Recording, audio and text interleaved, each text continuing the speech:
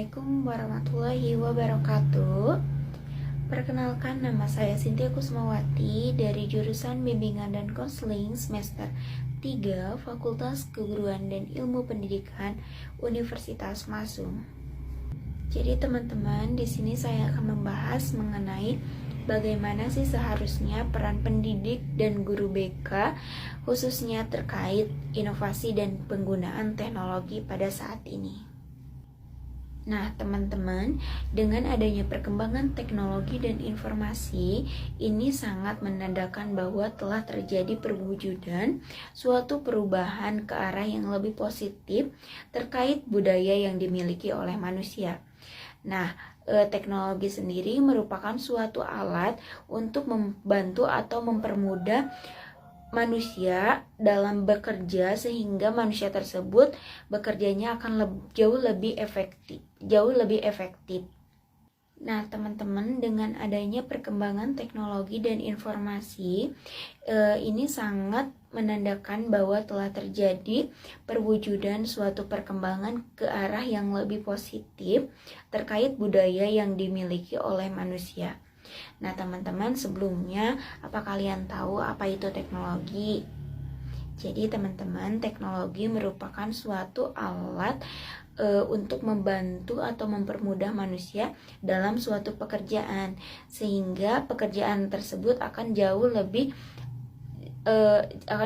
mudah dan manusia tersebut dalam pengerjaannya akan jauh lebih produktif. Nah, teman-teman, di dalam beberapa bidang pekerjaan, teknologi ini sangat digemari gitu, sangat meningkat. Nah, salah satunya itu dalam bidang pendidikan. Bidang pendidikan sedang gencar-gencarnya, sedang giat-giatnya menempatkan teknologi sebagai bagian penting dalam proses program kerjanya dengan cara optimalitas peserta didik terhadap pembelajaran dan pendidikan.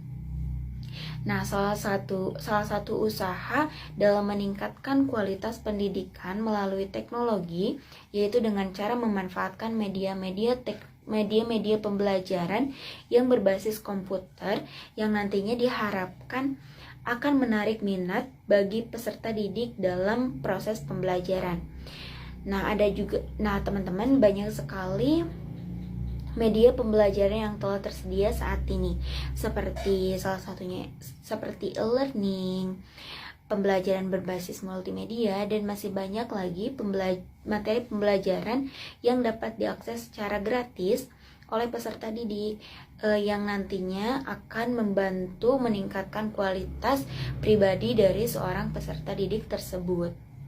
Nah, teman-teman, pembelajaran melalui teknologi atau dibantu dengan teknologi tidak hanya diterapkan oleh guru mata pelajaran saja, namun kita juga sebagai guru bimbingan dan konseling harus menerapkannya dalam pelaksanaan kita menjalankan proses bekerja kita gitu, karena guru bimbingan dan konseling merupakan suatu bagian dari internal pendidikan.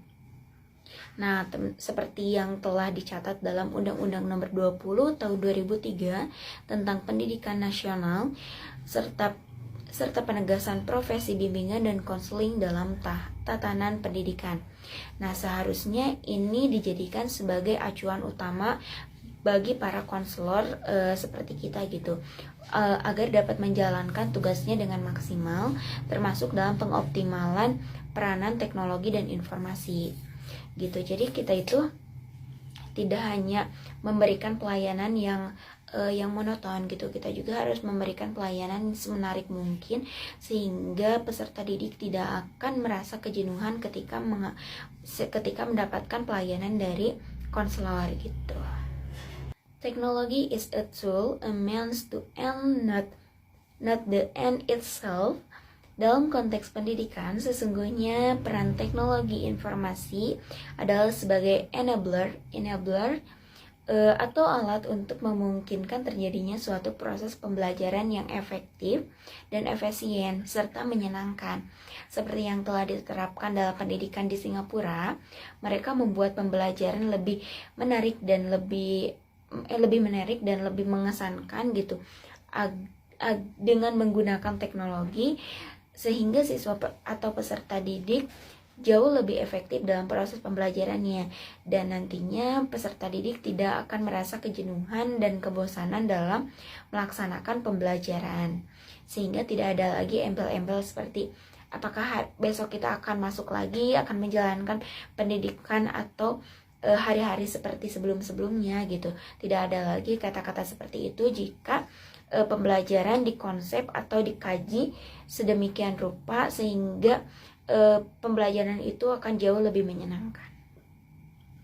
Nah, teman-teman, teknologi dan informasi merupakan suatu sarana untuk mencapai tujuan, dan teknologi dan informasi bukan tujuan itu sendiri. Dengan demikian, jika dilihat dari sisi peran teknologi dan informasi bagi guru, maka e-learning yang sesungguhnya adalah pemanfaatan teknologi informasi secara relevan dan tepat oleh seorang guru untuk memungkinkan dirinya menjadi seorang fasilitator, kolaborator, mentor, pelatih, pengarah, dan teman belajar bagi peserta didiknya atau siswanya. Nah, jika pemanfaatan teknologi dan informasi oleh seorang guru bertujuan hanya untuk memudahkan dirinya dalam menyampaikan materi atau di mana ia sebagai satu-satunya sumber informasi dan sumber segala jawaban, maka 4 keterampilan masyarakat pada abad 21 yang dirancangkan oleh PBB tidak akan berhasil. Nah, teman-teman, pemanfaatan teknologi dan informasi diharapkan membuat siswa jauh lebih aktif di dalam kelas.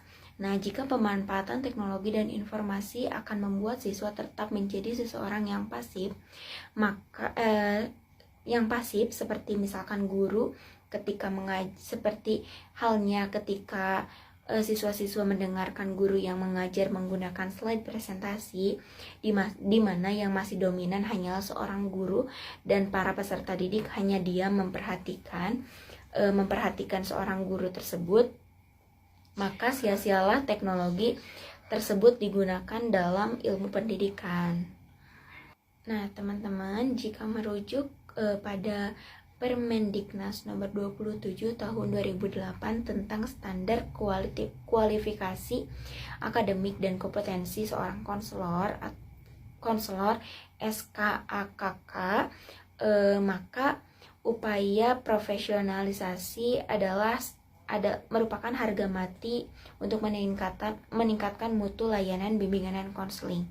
Nah, penggunaan teknologi dan informasi merupakan salah satu wujud upaya dalam pengembangan kompetensi yang diharapkan nantinya mampu untuk menunjang kinerja seorang konselor dalam menampilkan kerja yang profesional dalam penyelenggaraan layanan bimbingan dan konseling.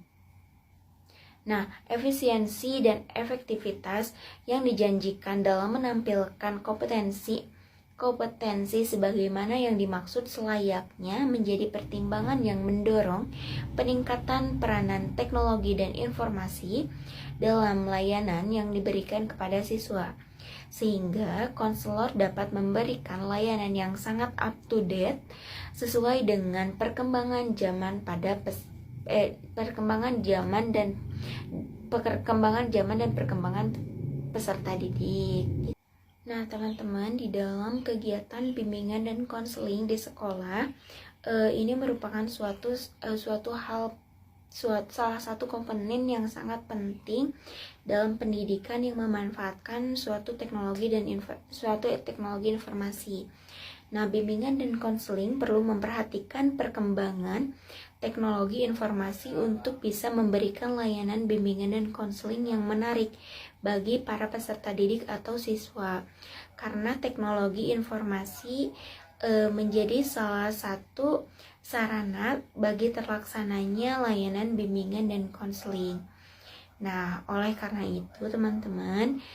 sebab itu teman-teman, guru bimbingan dan konseling atau konselor harus memiliki keterampilan dalam memanfaatkan suatu teknologi yang ada. suatu teknologi dan informasi yang ada bagi pelayanan, bimbingan, dan konseling. Nah, penguasaan teknologi informasi bagi seorang guru BK atau konselor merupakan nilai plus dalam memberikan pelayanan, bimbingan, dan konseling. Nah, teman-teman, sekian yang dapat saya sampaikan mengenai bagaimana sih seharusnya seorang pendidik atau guru bimbingan dan konseling, khususnya itu terkait tentang inovasi dan penggunaan teknologi yang ada pada saat ini.